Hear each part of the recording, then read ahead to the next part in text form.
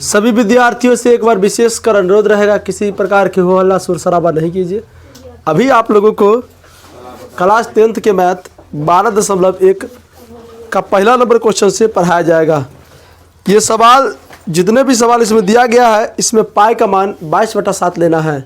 सवाल या तो आपको स्क्रीन पर लिखा हुआ मिलेगा, समझ में आ रहा है ना, स्क्रीन पे लिखा हुआ मिलेगा, नहीं तो किताब खोल के अपने सामने बैठिए, सवाल पढ़ रहे हैं। उसके बाद बनाने का हम पूरा प्रयास करेंगे और सिखाने का भी पूरा प्रयास करेंगे। चलो ध्यान दो। कर दो वृत्तों की त्रिज्याएं क्रमशः 19 सेंटीमीटर 9 सेंटीमीटर हैं, तो उस वृत्त की त्रिज्या ज्ञात कीजिए जिसकी परिधि इन दोनों वृत्तों की परिधि के योग के बराबर है। दो वृत्त दिया हुआ है, मिटाने वाला कहाँ है? दो तो बुआर मिटाने वाला, बीच में हो हल्ला शोर शराबा नहीं कीजिए।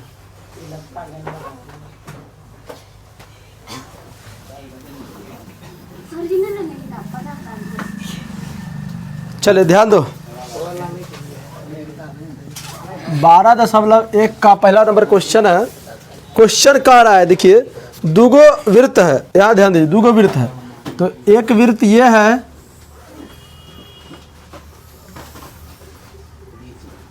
जिसकी त्रिज्या 9 सेंटीमीटर है, समझ रहे हैं, और एक और वृत्त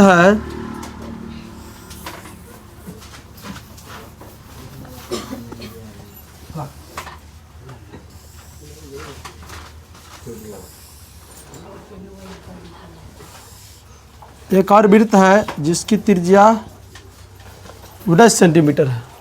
बात समझ में आ रहा है आपको?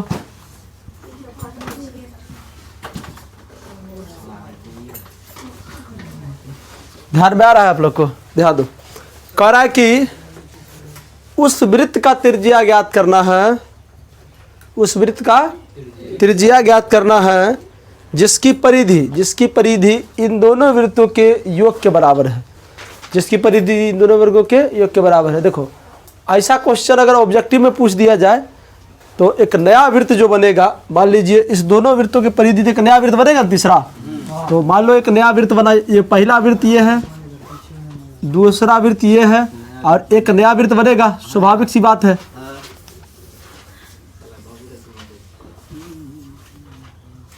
ये मान लो नया वृत्त बना जिसकी त्रिज्या मान लो 8 सेंटीमीटर है। क्या है?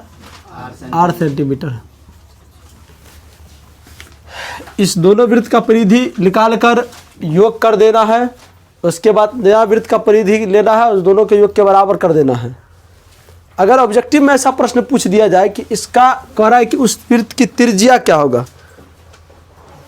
कह रहा है उस वृत्त की त्रिज्या, कह रहा है उस वृत्त की त्रिज्या क्या होगा जो दोनों वृत्तों के योग के बराबर होगा परिधि। तो आपको ऐसी कंडीशन में क्या करना है, आप लोगों को ऑब्जेक्टिव में ऐसा सवाल पूछ दिया जाए तो इसको और इसको जोड़ देना है। इस दोनों को जोड़े कितना? 28 सेंटीमीटर।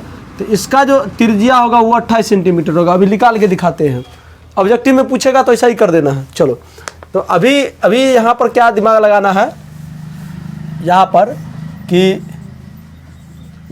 नया वृत्त का परिधि बराबर क्या होगा?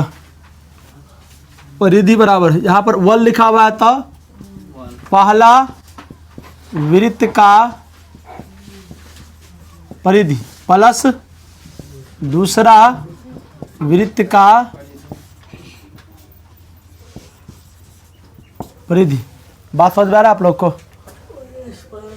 समझ में आ रहा है? इसकी त्रिज्या मान लो, इसका तो R है ना, इसका मान लो R1 है, इसका R2 है। अब ध्यान दो तुम, यहाँ पर नया वृत्त का परिधि क्या होता है? 2 पाई R।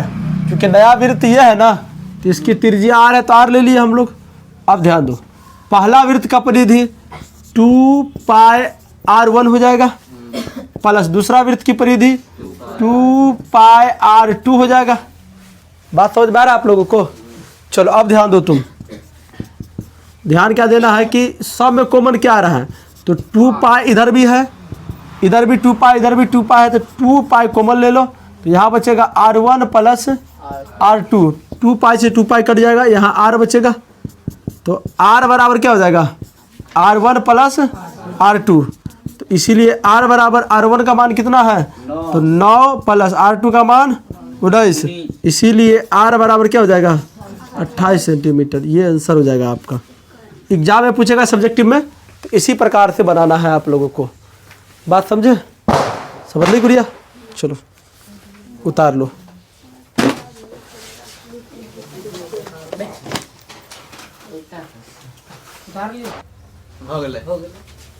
चलो ध्यान दो, दूसरा नंबर क्वेश्चन ध्यान दीजिए आप लोग। चलो ध्यान दो, दूसरा नंबर क्वेश्चन कह रहा है कि दो वृत्तों की त्रिज्या क्रमशः 8 सेंटीमीटर और 6 सेंटीमीटर है, तो उस वृत्त की त्रिज्या ज्ञात की जिसके क्षेत्रफलों का जो है ना इन दोनों वृत्तों के योग के बराबर है। वही बात करना है। ये मान लो नया वृत्त जिसकी त्रिज्या R मान लो, ये नया है, ये पहला है, तो पहला वाला का त्रिज्या देख लो, इसका त्रिज्या मान लो 8 सेंटीमीटर है, इसका त्रिज्या मान लो 6 सेंटीमीटर। क्या इतना फटका फुरता है रे? रिकॉर्ड हो रहा है बात को।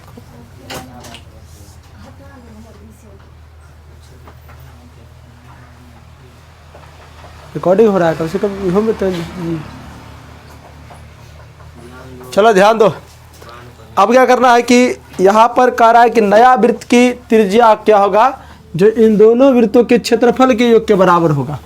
ध्यान दो, यहाँ पर वही काम करना है। नया वृत्त का क्षेत्रफल बराबर क्या हो जाएगा, पहला वृत्त का क्षेत्रफल प्लस दूसरा वृत्त का क्षेत्रफल। ध्यान दो, नया वृत्त का क्षेत्रफल क्या होगा, पाई आर स्क्वायर। पहला का क्या हो जाएगा, pi R square 1 plus pi R square 2। Pi से पाई सब में कट जाएगा, क्योंकि पाई कॉमन लेगा ना, तो R1 का स्क्वायर प्लस R2 का स्क्वायर। पाई से पाई कट जाएगा, अरे मिस्टेक हो गया, कोई दिक्कत ना। R1 हाँ, R का स्क्वायर बराबर R1 का स्क्वायर प्लस R2 का स्क्वायर। आप सब का मान बैठाओ। R1 का कितना है देखो, 8 का स्क्वायर प्लस उसका कितना है 6 का स्क्वायर, तो R1। अब ध्यान दो, 8 64 प्लस 36। यहाँ पर ध्यान दो, R1 का 100 हो जाएगा, ये स्क्वायर उधर जाएगा तो रूट हो जाएगा, तो प्लस माइनस में बाहर आएगा, तो त्रिज्या तो धनात्मक होता है, इसलिए 10 सेंटीमीटर होगा त्रिज्या। आंसर हो जाएगा। ऑब्जेक्टिव में पूछेगा तो क्या करना है आप लोग को, ऑब्जेक्टिव में ऐसा क्वेश्चन पूछबे करेगा, जब परिधि दिया रहेगा तो डायरेक्ट जोड़ देना है, और जब क्षेत्रफल दिया रहे तो इसका स्क्वायर करके रूट लगा देना है। हाँ, इसका स्क्वायर कर दो, रूट लगा देना है, जो मान आएगा नया निकल जाएगा, तो इसका हो जाएगा 10 सेंटीमीटर। आ रहा है बराबर समझ में? सिंपल से क्वेश्चन।